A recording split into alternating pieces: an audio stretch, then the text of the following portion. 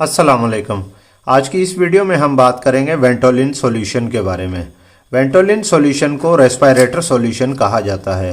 Respirator solution इसलिए कहा जाता है कि ये वायल सिर्फ नेबुलाइजेशन के लिए यूज़ होता है, ये ओरली इसको यूज़ नहीं किया जाता या आप एज ए ड्रॉप्स यूज़ नहीं कर सकते। इसमें जो एक्टिव इंग्रेडिएंट है वो साल्बुटामोल है। ये 20 ml के वायल में आती है। अगर इसकी हम बात करें तो हर पर ml में 5 mg पर ml होता है। ये सॉल्यूशन एज ए रेस्पिरेटर या नेबुलाइज़र के ज़रिए यूज़ किया जा सकता है। ये इंजेक्शन नहीं है और इस पे भी मेंशन किया हुआ है कि नॉट फॉर इंजेक्शन, ना ही आप एज ए ड्रॉप्स यूज़ कर सकते हैं इसको। अगर हम इसकी इंडिकेशंस देखें, अगर इसका हम इस्तेमाल देखें तो अक्यूट और क्रॉनिक ब्रोंकोस्पाज्म में यूज़ किया जाता है, मायोकार्डियल इनसफिशिएंसी में यूज़ किया जाता है, एंजाइना यानी कि ऐसे पेशेंट जिनको दिल का दर्द अचानक हो गया हो या वो वक्फे से हो, उनमें यूज़ किया जाता है क्योंकि उन पेशेंट्स में सांस की तकलीफ़ बहुत ज़्यादा हो रही होती है।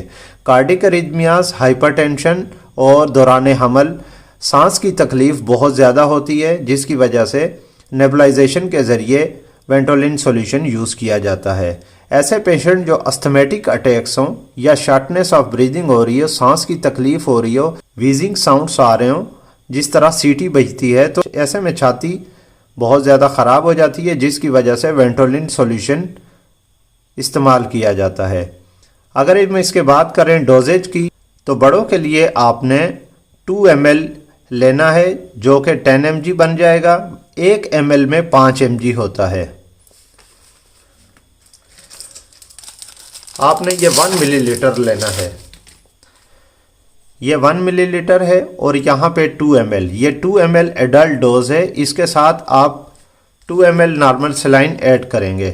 2 ml वेंटोलिन सॉल्यूशन आप नेबुलाइज़र में डालेंगे और पेशेंट को नेबुलाइज कर देंगे।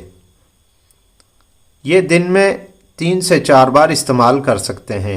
अगर हम बात करें बच्चों की, तो जो बच्चे 3 साल की उम्र से कम हैं उनको 0.5 ml यानी कि 1 cc का हाफ यानी कि हाफ ml बनता है।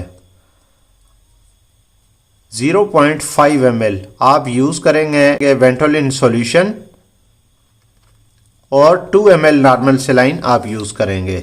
ऐसे बच्चे जो 3 साल से लेकर 12 साल की उम्र तक हैं उनको 1 ml वेंटोलिन सॉल्यूशन दिया जाएगा।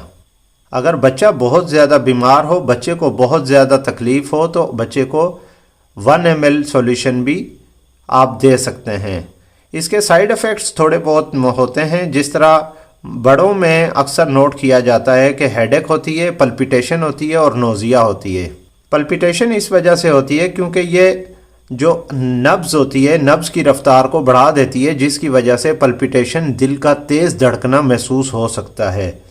हेडेक और नोज़िया भी इसके साइड इफ़ेक्ट्स में आम है। अगर आपको ये वीडियो अच्छी लगी तो इस वीडियो को लाइक करें, इस चैनल को सब्सक्राइब करें और साथ ही बेल आइकन का बटन दबा दें ताकि हर नए आने वाली वीडियो का नोटिफिकेशन आपको मिल सके।